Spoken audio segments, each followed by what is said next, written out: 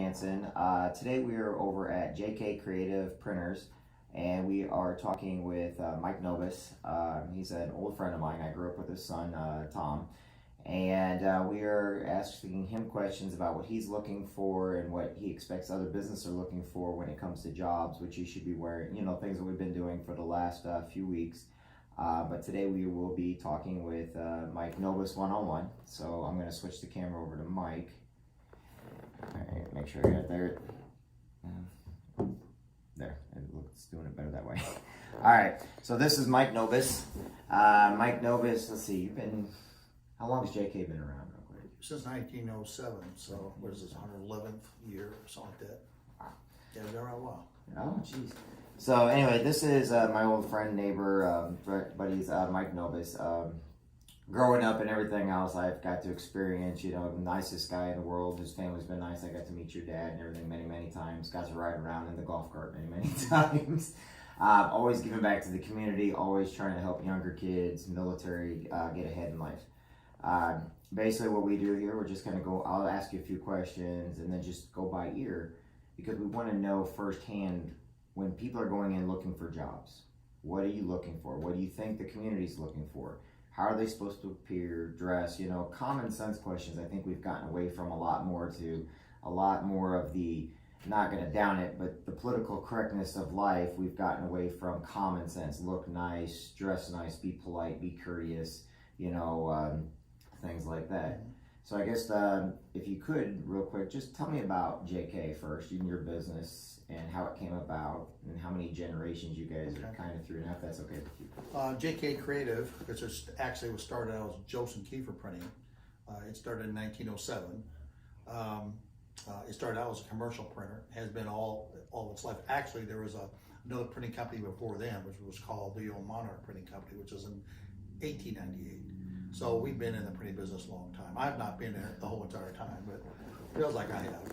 But I've been in the printing business for about 43 years. And but we've been we're a commercial printer, which means that we handle just about everything there is, plus mailing, plus we do quite a bit of ad specialty work, and we do a lot of product fulfillment. We have a lot of companies who not only print with us, but also we then send out the products and distribute it to all their distributors or their sales force, whatever. So we're quite diverse in what we deal with. Our skill levels that we require here are very specific. One difficult thing about the printing industry is very few people who come to work for us who are already trained. We do from time to time run into somebody who has been in the industry, but usually when we're trying to find pressmen or we're trying to find bindery operators or whatever, we usually have to train them from the ground up because it's very specific and has a very, very specific workflow of how we work. So we're always training. The kind of people we look for, very critical for us, is because we have definite production dates and we have definite turnaround times. Number one, I'm always looking for is the person dependable? Number one. Does the person show up to work every day? Does the person show up to work every day and is present, meaning they are concentrating on their job, concentrating on their work. They're not distracted by anything else. And we have a lot of trouble sometimes with employees who they got to have the phones all the time. We don't want that. You go to work for me, and you go to work for a lot of businesses locally here. Not being on the phone, not being distracted by whatever is really, really important. And so, we have, I don't necessarily look for college graduates, even though we will from time to time look for people who are from college. Depends on the job position, but most of our positions are more manufacturing and more customer service also oriented. And so we need employees who can do a number of things really, really, really well. Number one, we have a lot of steps in how we produce what we do. We do it all in writing, so the person has to have the ability to be able to write. If anything, communicate instructions, problems, things that they're having to anticipate to the next step, to correctly describe that. We need people who, like I say, are dependable, people who have good social skills. So I think one of the biggest problems we have with many of the workers today is they're very lacking in just their social skills. The very basic things, how to talk one-on-one with somebody, how to dress, how to be able to get along with other employees, those type of things, and also they have the right attitude for the customer, so that when the customer walks in, the customer makes no difference who my employees talk to the customer. They're always aware of who the customer is and how important that is. So they do have to have some audio and some verbal skills. They've got to have the ability to write. And I see probably right now, probably the biggest problem, at least within Quincy, is many of those who are looking for jobs, they're really lacking a lot of those skills. When they get into high school and stuff, they don't see the need to write or to do math, those type of things. And there are the very basics of math they really got to know, because we do a lot of that. Yes, we have computers that'll do a lot of it for us. But when it comes down to our customers, you've got to have all those kind of skills.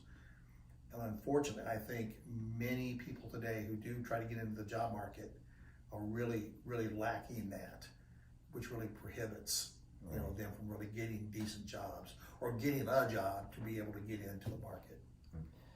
Right now in today's world, what do you see when, through your friends that own other businesses to people just going to get jobs, what do you see the biggest problem when people are going in to get business? Or what do you see their biggest flaws they're making that prevents them from getting that job or getting a call back? Or is it something as simple as they're not following back up, they're not doing the follow through? I think a lot of it is first impression. As an employer, I don't have a lot of time to do all the interviewing. I hate doing the interviewing. It takes a lot of time, actually. But again, since our business is so one-on-one oriented, and a lot of your retail is the same way. If you are applying for a job with any of the retail stores here in town, or even just the independently owned retail stores, man, that first impression is really important. And a lot of younger people don't see that as much. They're not as good at it because of the internet and because of their phones and everything else. They're so used to being able to live in a world that I believe is make-believe world, really. It's not the real world. When you get into the businesses and you get into your own job and you're dealing with people, co-employees and customers, whatever, that's a whole lot different than it is being on your phone. And it's hard for many of them to make that transition over. But that is something that's really, really important to have that kind of skill. So the very first thing I'm looking for and I'm looking at when I'm interviewing is, okay, is the person personable? Do they have the basic skills to talk, to communicate? First impression's important. So that comes down to how do they look? And they don't have to come in, I think the days of suit and tie and stuff is not important. But you do need to be very conscious of, do you smell? Is your hair, just to look nice, to make a nice presentation, because I can weed out very quickly those who I don't want to talk to, just by talking with them within the first 2 to 3 minutes. I can tell real quick if this is going to work. And even if you're not around, say they come in, and I notice you have a lovely young person at the front desk. I don't think she's really second. I think she's more of she does a little everything. She does a lot of it. Yeah, she's always great when I come in. She's just the first person you're going to see. But my point is, how important would you say she is to your business and to the person basically even going to get a chance to talk to you? Oh, absolutely.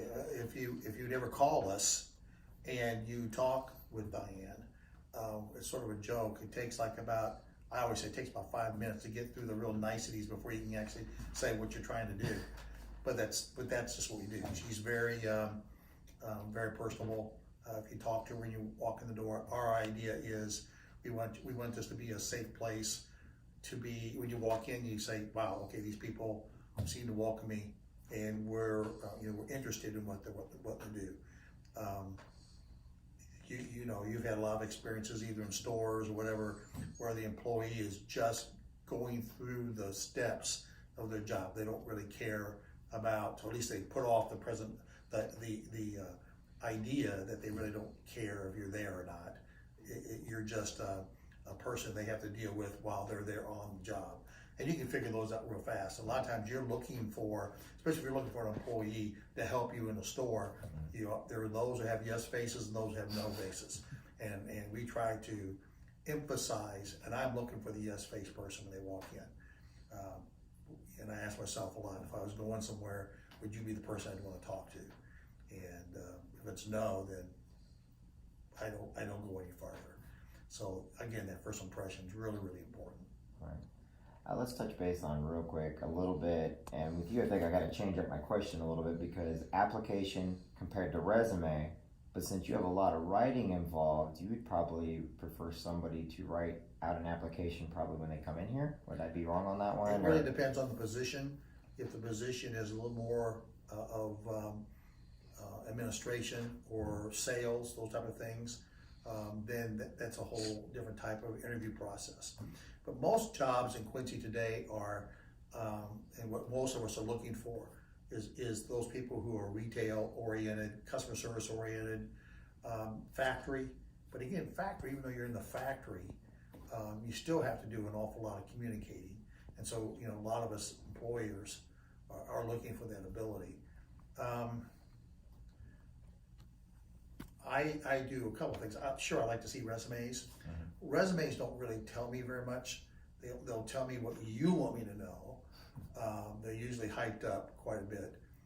I have two sources that I can tell real quick if the employee's right. Number one, I have an application that I want you to fill out.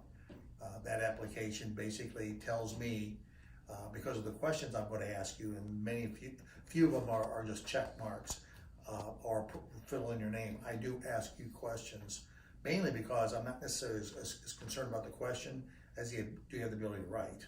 Do you have the ability to communicate? You know, a person who will answer a question with 3 words versus a person who answers it with 3 sentences, you know, there's a little difference. You know, I'm looking for somebody who has a lot more personality. And I think a lot of customers today, a lot of our employers today are looking for someone who they know they can train, and if they can be trained, it means they're going to be personable, they're going to be somebody who can be coached, and you can tell that pretty quick from that interview. That's awesome. Something I was thinking about, you and I actually had a conversation the other day, and I haven't even asked anybody else this one. I guess I probably should have put it out there. How important is, with today's technology, social media, when you're going out to find a job, and not just for you, but for anybody, even if it's just the manager looking to hire on? How important is their social media, and what happens if they have it actually closed down to you? I know it sounds weird, but you know, we live in such a open society nowadays. Everybody puts everything out there. I mean, if you're going through there and all of a sudden, does it put up warning signs, whatever, if somebody's like, nah, I don't want to give you my social media, do you kind of worry about that? Or just, because I don't even know how to really word the question yet, because I was kind of thinking what we were talking about, it made a lot of sense that people are looking at who you are. You know, you probably put more of who you are online than you do what you're going to say to a job employer. Like I say, one of the first things I do is the application, which I want to know. When we get to the point where I'm really interested in somebody, or 2 or 3 people, that's when I would get on. Well, first place we want to go is social media.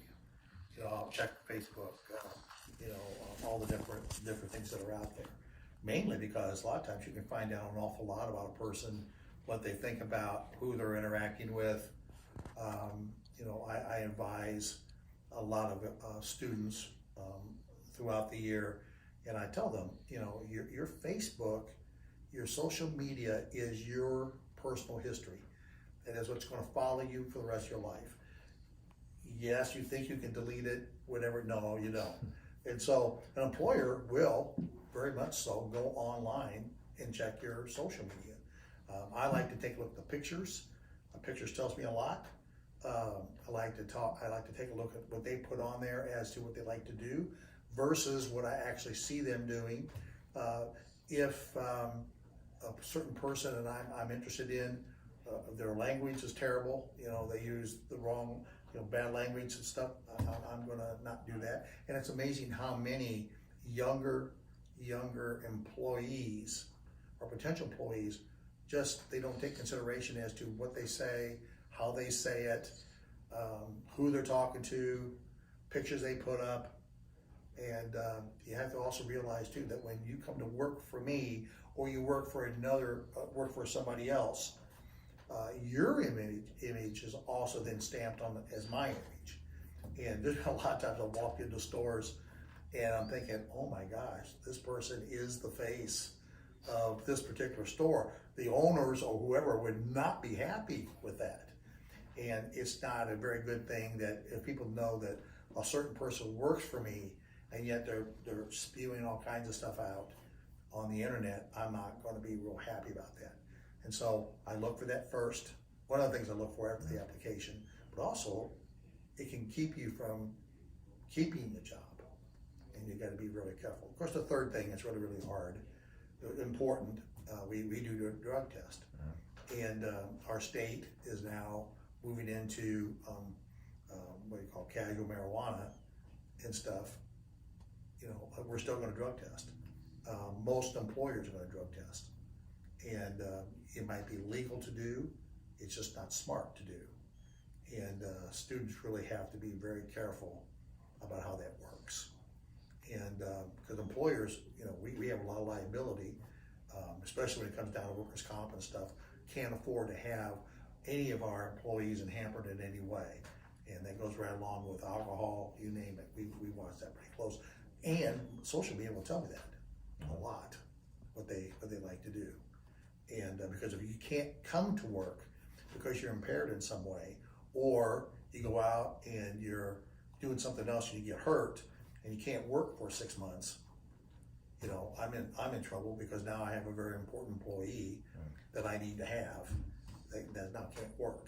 Most small businesses don't have the luxury of having 2-3 people who can do the same thing. Normally, if you only got 5 employees and you lose one who does a very specific thing, you're really in trouble. And those are very common problems, but those are the things we also try to defend ourselves of as we hire. Okay. Last I'll touch on this was just real quick. Vocational compared to college, compared to military, they all three have their positives. And I know a lot of kids when they're coming out of college. I started what I do now with talking with people, great people like you, is for the military when they're coming out, they're transitioning into the workforce. It's not that they don't have the skills, it's they're worried they don't have the college or the experience in a different business, so they don't go and try for those businesses. And I've come to find out that they're the perfect person qualified because they can take, not, I don't want to say orders, that kind of sounds bad in the civilian world, but they take instruction very well. They know how to get a job done. They can work well by themselves, and they can lead people in there. Compared to a college kid who, I don't look at a college person as being bad. I just look at them being young, what we say, wet behind the ears, they're still young. So when they get out of college and they're expecting, oh, my degree is going to get me that $1 million job, they get disappointed when they have to have an internship and, oh, by the way, you need work experience. And then all of a sudden I notice with the vocational kids, it's a lot of the businesses are putting people into the vocational. So some business will even pay for it as long as you agree with a certain amount of time. And I want to touch base on those just 3 things. And yeah, I think those are 3 very good categories to talk about. First of all, military. If I find out that the person has a military background, especially recently, that usually is one that goes at the top of the list anyway. Number one, I'm sensitive to that. I think most employers in this area are. There are advantages of having military in that. Number one is the discipline. They're used to working within a very defined space of life. She's very dependable because they have, they're regimented in how they think, talk, work, everything else. And so, yeah, there's some really good things about that. I have a tendency to want to look at the trade schools more than I do college. Again, it really depends on the position, but I find that the trade schools are usually really good to do. I think that a lot of times your trade schools A lot of times your military people, they're more coachable. They're more open to learning new things. Like I said, most of the time when an employee comes here, I gotta train them anyway. So sometimes when they go to college, they're already ingrained a little bit as to what they think or what their expectations are, especially in the realm of pay. They find out when they come into the real world that, whoa, okay, I just spent all this money on this degree and this is all you're paying me. Well, I have to make a living too. This is what this position pays. And there's a real struggle for them, and they don't want to start at the bottom. They want to start at the top because of what college is, but yet they're not ready for it. So I find that a really good place to go, and I think students who are coming out of high school and looking to go to college, they need to take a look at the trades also. Number one, it's cheaper. Two, you don't have to go as long, but you're going to be dealing with a very specific skill that you can use right away when you come out of school. And so that's a really good place. But military should never ever think that because they've been in the military that they can't apply for some of the other jobs. You know, sales positions, administrative positions. You know, they need to be applying for all of them because they've got some pretty good skills that are important for businesses, and we're looking for really good employees all the time. Well, I really appreciate that. Like I said, I love input from the small businesses, especially somebody like you's been around forever. I know you and your family all been great. But if there's anything else you want to add, if not, we'll go ahead and wrap it up. But like I said, really appreciate your time and everything else. I know you give out to the community around here, soapbox derby stuff, and you're always helping with something. Sure. Of course, you're CrossFit. I see you running up there all the time. A lot of people thinking, no, he's out there in the community like all this. We know what us old dudes are up to. Yeah. You're not that old. You're gonna make me feel old, man. Well, I think if I could conclude on anything, I think that right now the market is really good for jobs. We're looking for people because the job market has a big need, and we're having a hard time finding people to really fit in. That means the pay is going to be a little higher. So now is the time to work. I think if somebody really wants to get a job, they can.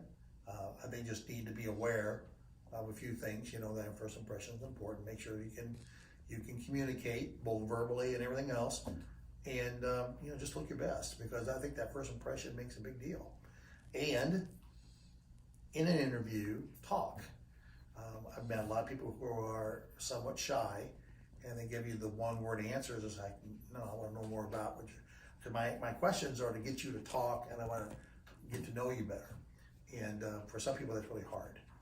And just try to put yourself out there, and especially for the military who are coming back, go for it big, because we, employers like myself, we really respect the military. Most of us will probably put our military prospects at the higher end.